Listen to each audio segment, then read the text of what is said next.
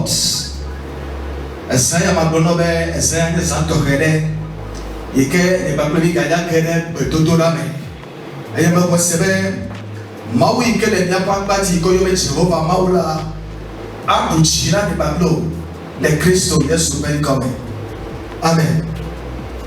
Eleve fiasibi kokwelati ameka soble Yehowa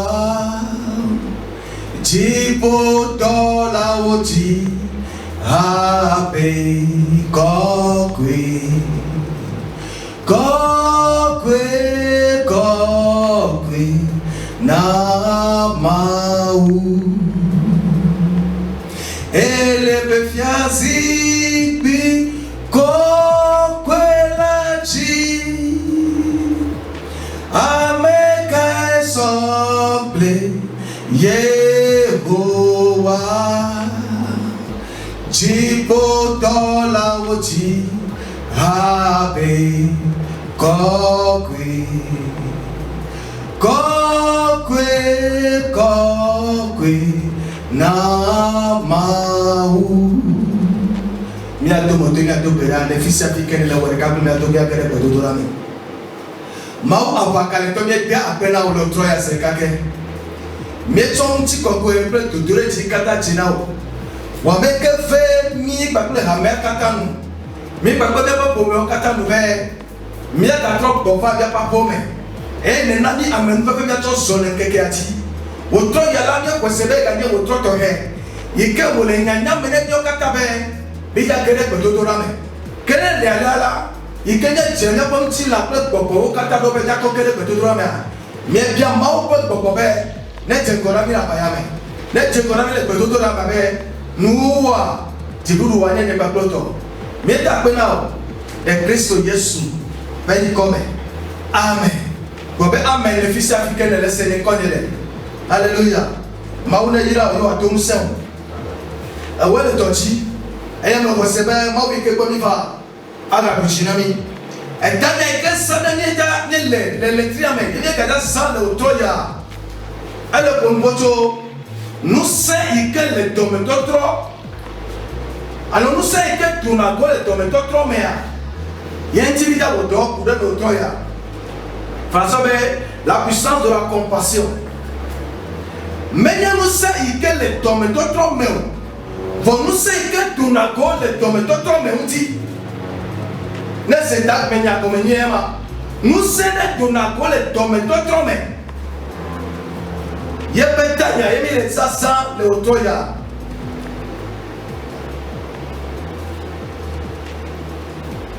nenyebe nyese tanya la miya tete sibe nous senali ikene nyebe amere trop tomeda mtio alors et trop tomeda meda mtia nous senali tona gotona me aye miya wotokure nous sema unti eye bi kwasebe mi a pas dit le toit ya tokere e me voici messia me fils africain le a maula kede menami e la buti le toit ya ta nous c'est que tu na gole me mak no se kabe e yo na do e tu na ka e da la bela monti e bola me kenade de fia vovo me e tu na me be wakati sima odeti e wo ga la bela monti na nya to wala Américain de na pupuke alomeke kula atum afode chite donome amen hallelujah mi anga nous le pacte le kusal mo pacte baneme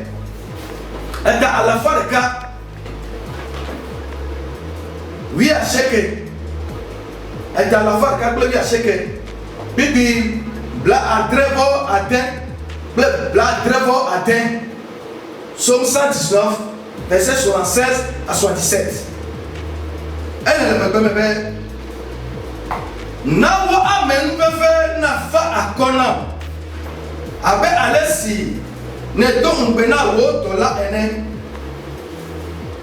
bladre wo adre bonu blani na ne mano abe bonu blani na ne mano abe Français pour pocho, français pour pocho, trop tombé dans un signe. Ne non, abbé. Alléluia. Américain, nous salons ya voilà. On met donc petit coco David yo. Bon pour salons ya pe moulola. Nane jode di do mahi. Do mahi e ku do ye wole. Ye wonya be. Nenya be yete pot to me to ma u bola. Ke ya to agbelati. Nenya be ye pot to me to ma u bola. Do me to ma afa kona e. Eye do me to ma la anabe yati abe. Wanyane mele tipo mama o pia na ate sebe. Nenya be ma u tro do me do ti o ye o fa kona we avo. De o ha na tem ade do me to ma de amebubu o ntia. Be wo ha wa gba be ati. Eye akofa fa wa bana wo ha. Nemi ezia. Ni ava se nu ike teme wa ka ma. Ni ava se egome. Hallelujah.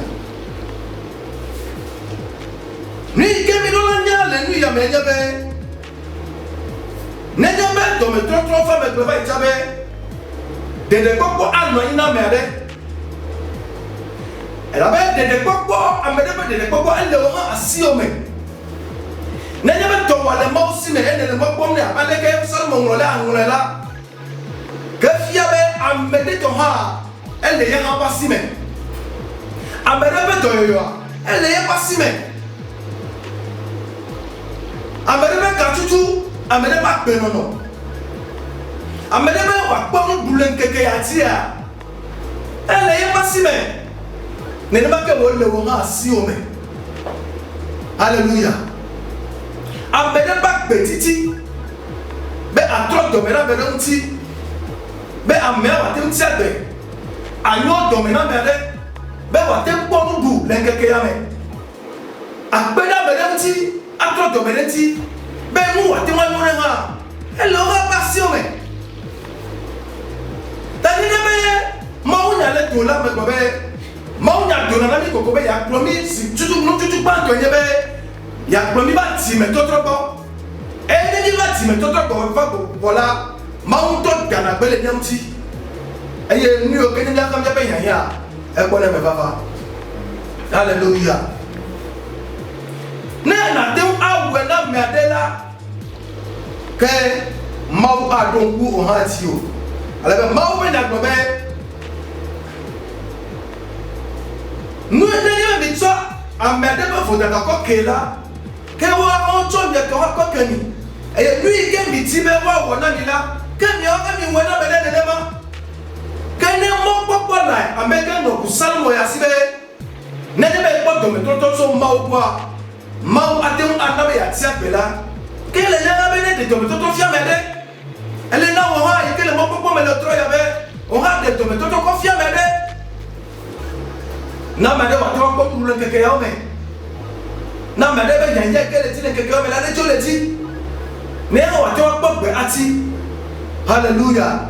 Da wo gbo na bi bala ti me to gbo ne le senya ya wala le ga bobo ya me ya no kele ti me to me serika aye me ko sele afi nya ma wo nula ma wala pe do han ti go na to wa de go le to me e Kristo Yesu ko go me atame gobe nenye be na te atro do me na ma re ntila ke mau atro do me re ko hanti o e ta fisi afike ne le o cha chele ka popo ya bebe do me totro ahwani anno ye me ye ha to atro do me re ye ha bi ntia me le gbese ka be ti bona do ku ti o se ka ma ke aye nu se ke ne me a do me totro me la ne di ne ti o le fi ke ne le se ka ma ke aya made de do ku ti o le ku be ya ye ke lo ha wa betia ne wa koda le ti o lo to ya na Kristo Yesu ben come ma o be na le gona ni be nenya be ete wo nu ke ne ti na be wa wona ye de wona be area maula wa hata wana ne ati wa so be fo tatakela Il y a un mot à toi, tu as Dami ke wena tina ba mene wona ikola. Moi wena mane. Alléluia. Praise the Lord. Ala be le ikene wena mane la. Ne ma ka mene ha do ko wati. Le Kristo Yesu ben come. Ta tro do bela bananti. Bela do yo me ka tutu waswesi. Bela ndo be yi waswa merci la tene. Le Yesu Kristo ben come. Dale le Marco ba bane tagba. Marco, pas de balai tabac, bébé blané. Bébé blané, pas clair. Blané, voir que Marc chapitre 1, verset 40 à 41. Eh bien, tu as dit non. Nous disons balai dolele adesi. Ameo vona la lem. Eva, Egba, les Claudie. Beaucoup de débats na elola atem ana ntine nako ebenu wonu blamina Yesu eyata wodo asida kasi enwe blonebe meno nti woneko alléluia enu makere bi la gobe dolela fo ne. Yesu trop to mesdames na unti ye otonebe ye lo ke Bible gobe enu make am ape to ke le wo de la to le a fone enu make ne atem a trop to mesdames na unti ke to ke am le le elle a été affonée. Ne que pour que la même attila pour que malade a de la magie. Alléluia. Et ça y a là même tanya ni le poil ni le togo ni le nyami que tu as mis dans ton pédale dans le sang.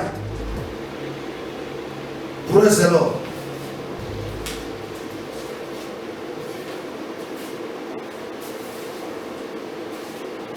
Asobi la guerre de todo la main. Bahati ni agere bedo dona. Niebe mau nyade sede kenye sena. Alo nyade sede kenye nyakola kona mia. Bami ke wona na bana me bono tabe. E kona mi do ta to timeto toko. Mia kata kule. Mia wo. No manyo do. No da twedile ahoside. Wo mano sito dego. Il y a des gens qui ont été bonnets. Il y a des gens qui ont été fiers. Il y a des gens qui ont été fiers. Il y a des gens qui ont été fiers. Il y a des gens qui ont été fiers. Il y a des gens qui ont été fiers. Il y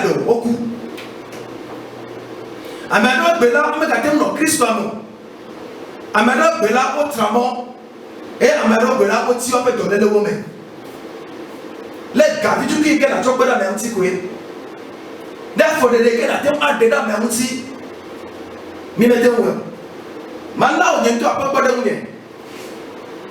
But the car of a me password, I mean, I need the betty. But to the office, I think I mean, I mean, to not without me to without swap, get them about Jinami Subo. Manaba, ever yam to go up me. Ye pas close sur les kata. Ye nejo. Eba ba bebe e fianu tu di le kabaleto.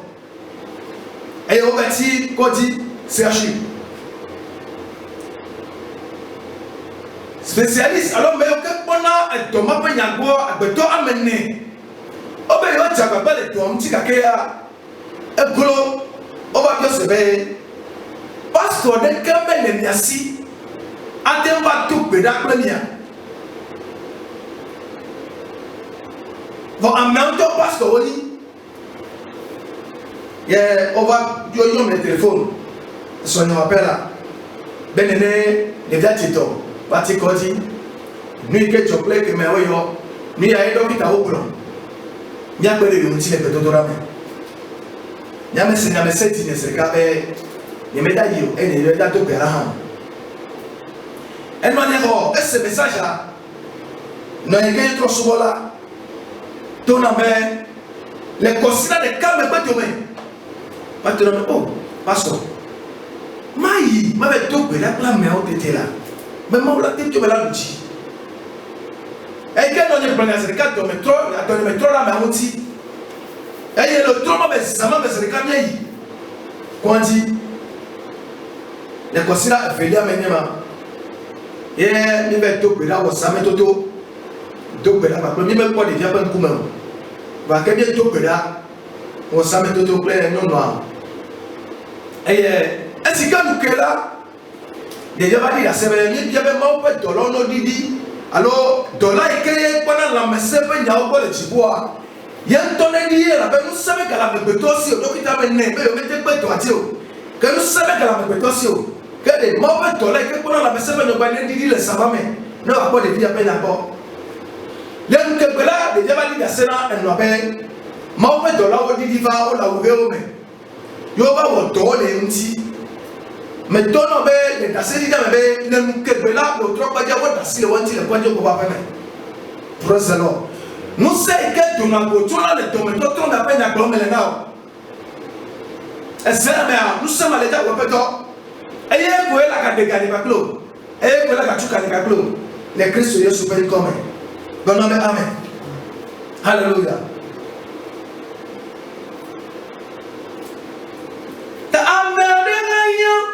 on a trop de dominanti, ne be le mo popo be ma on trop dominanti o. Enya be amane hanya o be na trop dominanti.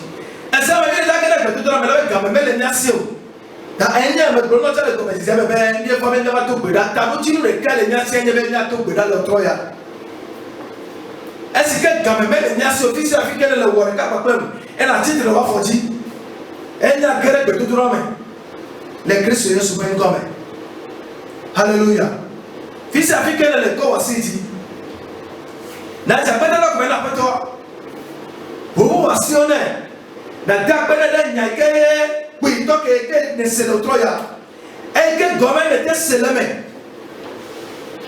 dakpena ma de ta lo troya le Christ Yesu ben comme papa ni dakpena be mi ga senya de ke ko mpoto nous savons que tu as besoin de mettre mais aussi il y avait on y avait d'autres mais là mon petit le bobo mais quand il mettait où autant il y a ce que c'est là et de nous que l'on fier alors de nous que l'on est bon ami la lui quand il dit maintenant on le trouve que il met pendant après oh bobo on dit quoi on te dit elle avait déjà il y a autre même de go là mia koto ano fodada wome enya no vio yo kele ne baka oti mia no vio yo kele mi bakpo mi la pome mia no vio yo kele mi bakpo mi le hamemela wa tro wa temebe amegero wa ku ne ne fodada wome amegero wa teto wa ku ti o beto lele wome wala sayamela papa mi bana akpele wona ta ela bo wona le katutu wona bakpo wome wona le do wona bakpo wome le Christo Yesu ben comme il doit pédaler. Amen. Ni ga yeti le dato pédal. Alléluia. Mi le date beaucoup na ma le troya. Ben mia wonu ya wo ne manya me. Asi ko na tolo na mede. Alle le be gegeme. Akoko de divine ko. Be yen to wa so be ko ti ale ba me. Va jamais dassi le wanti me le nebe na me sese le volleyball de ota be amema la wo kuti wo pe voda o kuti wo pe nu mo lo kuti wo pe dole lo me esame la ni pa ko mi le dagere ti me to me mi ja to mo be ne to nu fo ko kemi ne to fo daga ko kemi mi wo le manya me mi wo le manya me fils africain le bébé gere ti me to me le kapoboya ne be te décider ike na be ya to gera yo kawe na be te décider ko ha to ne ma obede ayo ke yo le manya me hari ne to ko ke asiko ya to lo de kakima Et bien là, il y a un autre Christ auto. A même avec bien la torte, mais là, il dit, et moi la si on va gagner les bébés manèo. A aussi ma, tu as mis ma, depuis ma été non bon la permet. When you souvent là, ou souvent non la permet. Va gagner de quoi na, ben des TV là quoi. Oh, il y a un autre soir mais. Ah oh. Mais ben des coucou na mao. Dat ben no mao ta. Ben mao ne choko ke. Mao ne bon no plan now. Elle avait mis le pompocho dans mes trop. Nti. Mao ne trop dans mes dentio. Ne wa bon no plan now de saname. Depuis le kata ne te woko. Nti. When you for the body better see. Kadwe doma hila ne wale manyama me. Doma hila ne wala benele ayetim. Ya jaye gideko. Woga o troso for the body. Yo kula mekere kume. Yo kula mekere probleme. Ye no waku. De yo troso chenyo. Me manusito. De kuku na mao le fils africain de mao. Mais toi là le Christ se comme les ayame. Et que me sewonya. Et nya be da kere ti me totro me. La me to là le tro ya be. Mais le gemme ti me totro me. Be nu ya ke me wo. Et nya na ya de yo to su chede be. Le manya me we. Ne me da afi we. Tro to me nti na choko ke. Tro to me nti na choko ke. Ne le batom là le fils africain le gere be to la me. Elle avait besoin de la yaola, mais dit nanou le début comme. Vagakeni va séner comme le noube. Mao on a des n'est pas comme toi besoin de la dome. Attends moi et là. Et vous touchez là. Toi belaya. Blana pour toi. Il est sur Christ comme. Maya da wasakaya. Papa mi to bela. Ben a tsonya pe vota tawoke. Na tsonya pe lu fo ke. Mi wo le manyama nyame. Mi wo ba ka kenu fo ma wala o to atubie be papa ni nya be ne to adele me na tubie ba bla wo siwo o man no sito e to adele me na wo ya ta ne de kuku be na choko keni na choko keni de Yesu Kristo ben come amen bien là nous poussons mon papa ta plan de voir que peut le bail de amener. Eh ben wanjira a Messi toi deleme na hiato yewa de le karagbe yewa kwa eka e wo le ebe agbelete wonyonele anibalaji be ya yirato mekene de ebe futo sime o yewa kwa eka lebe dole bati ne ele dole la we da bele ebe la me beble kataun ni la me dobe venye o Yehowa yodom ela be me wonu fode nwo hallelujah mawuntona dele me na yato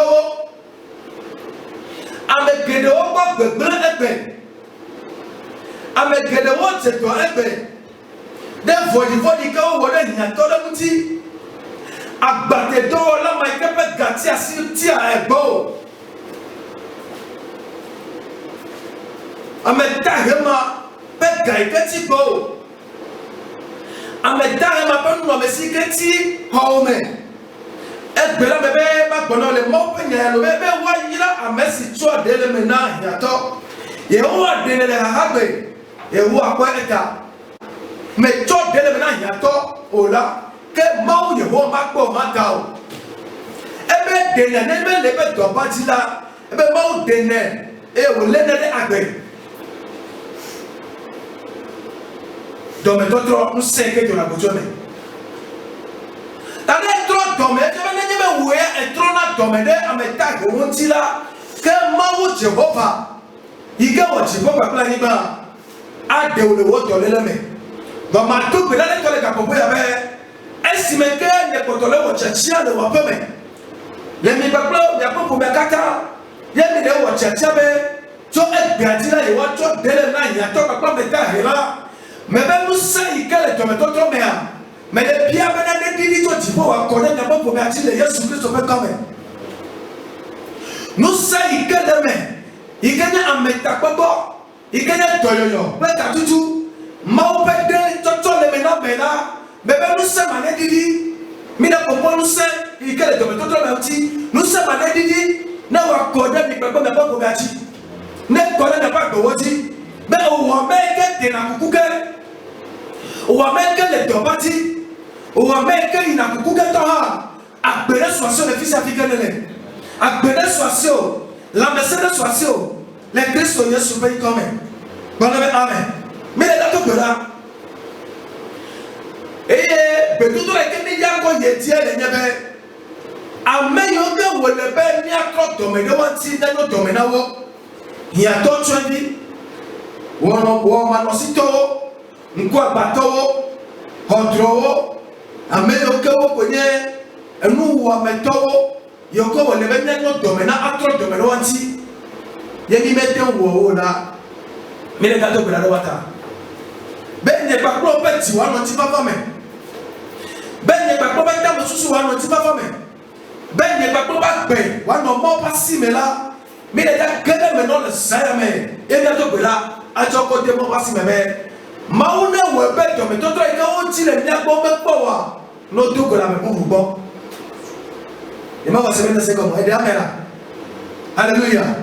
Mais venez, donc, mais tout le cas, à même aussi les miens pour, yo, mettez pouvoir. Maouna, tu as encore gardé mon pour vous dire, et non, pas la mer de bon, non, pas les outils de bon, non, pas les noms de bon. Et non, que est-il là? Que vous l'avez quand on Maula déjà, on va peut-être se sauver. Et il y a un bel au comme papa. Alléluia. Attends, quand on se met les fils africains, mais après toi, Jésus. Mais toi, Béla de Saint-Amen. Dès y a tolé, ou à Manossi tolé, ou quoi batolé, hotronné, à m'aider caillé ou à m'aider sio. Il y a au bien de me trop signé. Il y a un point alors elle a signé pour me donner un point là. Mais le tout est les amis. Toi, nous m'accordons à signer maintenant. Mais au moment où Jéhovah, il gagne toi dès le maintenant. Au moment où Jéhovah, il gagne toi dès le maintenant à mettre à Hola. Gagne maintenant bata. Mais nous n'avons pas le bonnet. Mais votre nom est bien, on ne peut pas. Tu as tout le monde dit là. Tu as tout le monde dit là. Tu as tout le monde dit là. Aso tombe là le kapoya. Et na glone pas passer mais. On y a au beto de la tête. Na mette pas mi quand y a la siome. Na wala do que il na tora la wata ya o y est. Tu as siome. Do bela le Jésus se fait comme. Lebra kabaya. La basanda la babe. Makuna kataya. Papa mi to bela le serme. Le Christ Jésus se fait comme. Et on y a ma que tu as le meilleur do. Awanya mba wike chona de lemena hodro otwedio amemana sito nela lea ezama mi ko be do eti abe hamenene yeme bobe to bobe de wo fo de wanti yeme ko biato me pasiome o beten bo ha mi abe beto dura tete ya ela to wo tore no ba bebe kabi to be na wa tele sai bebe cho to mo mu wale tinawo e gayo ya bo wa ko do to bi na akponu adwa cho to nu tuade tu as tout le passé mais belle va soisi les Christ Jésus même comme et quand on s'y a encore pratiqué à tikelo hier mais ta que le wa du mana me voyer na quoi ma on to yo to le kapoya mais na me ti o wa no ti papa mais to bela la wata les Christ Jésus même comme les Christ Jésus même comme amen alléluia praise the Lord mais il y a des bedorati. Et il est à tout là. Ben nous savons quel est ton méthode.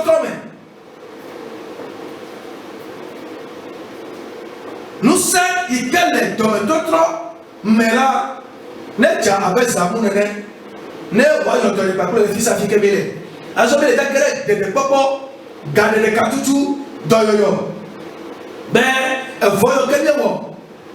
Il y a un peu trop de ménage, mon petit. Il n'y a pas de planning.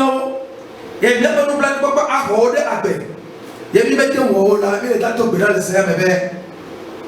Esi ke mi tro ta mebe. Nene me wa ma ne gede me nawo. Be wo ma wa to bo agbe wa ti a. Ke ma ne tro to bere ni ba do ha mti. Ale be ka tutu ke ni yan. Ale be to ke ni yan. Ale be nu no ne si ke ni yan. When I hear the Nati, he met him for now. Then the way put at the mother came over him here. Egbea, Ekemi Trochina. Maybe more bed to let Jana, I bet it was some money. No, I don't. No, I took out. No, I got balance you. Maybe here. No, ain't a cooker. No, you don't. Met the way a woman. The Christian used to be coming. Do a state in the South African. In the head of the Raven. They are better as me fa gba le saya me abe dono ma ike fa gba le ma ko fa gba le ta gba me nene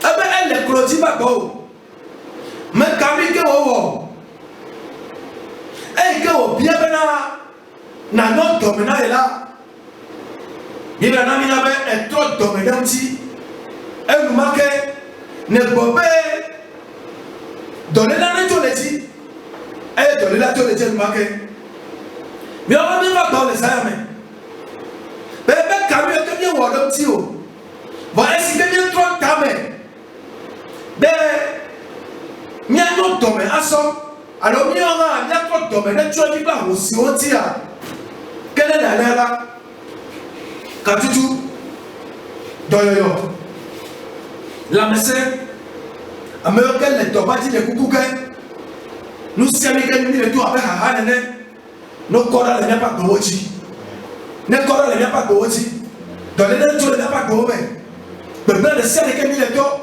ne même pas foyer mais le pas capé na homme le pas si ta pas na homme bébé le problème au kuke mo la no to le pas gobe donc là les Christ se comme gueule la donc là ba katutu na ba donc là ba ne ba donc vous avez qu'à tout donc vous avez qu'on ne va les Christ se peut comme mais on est que maintenant tu peux ne que maintenant avec les que on que maintenant donner la manene ya wada baloti et bien na mi na be e nous marquer pas donner la tu ne pas petit là et ça mais là on va donner mais pas de là mais qu'à tout ne va pas demain il est trop tard mais ça mais moi mais trop tard mais ça mais trop tard mais ça mais ben ne maka wo fo chwa ni wo ben ne maka wo fo me ta wo ben ne maka wo fo me manosito est-ce que me trop ne tard mais ça mais là quand me bien wo to me to trop na cha le to ti bo avec ti bo sa mu ne na wa yi ta gba le ti ne abele ka le wo le ba ko pa bele e ta gba big blane yi blane petit fo ne ya bele trop nya gba ti nya ha le ke me le to le ka popo ya wo be ka ne to le na petit ka tutu na ba do ne ba le sara me ma ka ba ya nda ba sa ka ba ka tutu na ba le sara me no de ka po be le to la no de ka me ni le to le po me a to mo me pe nya ke le ba po me le ise se me ke ni le to la si ta pe nya o me e do o pe nya o me do me pe nya o me e ka pe nya o me a pa me so de pe nya o me ni to be la le sara le Christ yo su pe come mi trop de betame ata yewa gena me na mi na sara me la be mi nyabe mukuno ko la ti me to do e ke me to na be sio me la papa mo ko le nyasi e be mo ko la ti si ne ne mo le la agugo aka teke e sara me la papa mi ko se me na agugo aka te e no la ka te to na ba come le Cristo Yesu be come amen se ba ya amen hallelujah praise the Lord. Fils africain le voir quand on berablo quand au cinéma il faut vite papa bi kata kwelo le seme la be mi fa gbo wa me ke me tsona bi funa gbo me ka fo kaka yo to le neto me ka no me o ke le neti di popo ke le neti o mi fa gbo papa mi kwa seme ne ke wa po mais il y a un autre domaine, c'est le cas que. Est-ce que vous avez un là? Mais vous savez, elle est belle nanti. Et vous avez un ami. Elle demi le problème. Elle demi le vie, votre pas de volume. À son départ, tu as mon trop papa. Mais là, si on met le bureau, et bien, il y a sur le WhatsApp, quoi, tu dis. La mienne est à dans le Troya. En soit, si quelqu'un est trop d'abord, mais là, il y a les tabets. Nous savons qu'elle est tombée trop, mais. Alors, nous savons qu'elle est tombée trop, mais là, n'a pas de pose à mon nez. Ne va pas connaître pas de Boboti. Elle avait. Il n'y a pas de moment quand on va aller que vous le savez. Ton trône va les pas si bas, mais. Ton trône va ne pas tomber. Ton trône va se dépayer. Et quand tu ne vas pas tomber. Donc, il ne va pas tomber. Il y a donné un petit nom pour le Wakata. Il y a donné papa le Seigneur. Les Christ sont super comme. Mais toi, tu connais. Alors, ma vie, quand on y va. Ma vie, quand il y a le Seigneur. Ma vie, quand il y a le Coco, qu'on a le Seigneur. Ma vie, quand on a mis le Seigneur là. D'ailleurs, tu n'as pas dit, tu n'as pas papa. Non, on n'y a pas, il n'y a pas de on n'a pas de capé, il n'y a pas. Et nous, nous connaissons pour pouvoir faire. Mais toi, tu as mis quoi de cinéma? Mais ça n'est pas un ami. Les Christ sont comme. Shalom, shalom, shalom.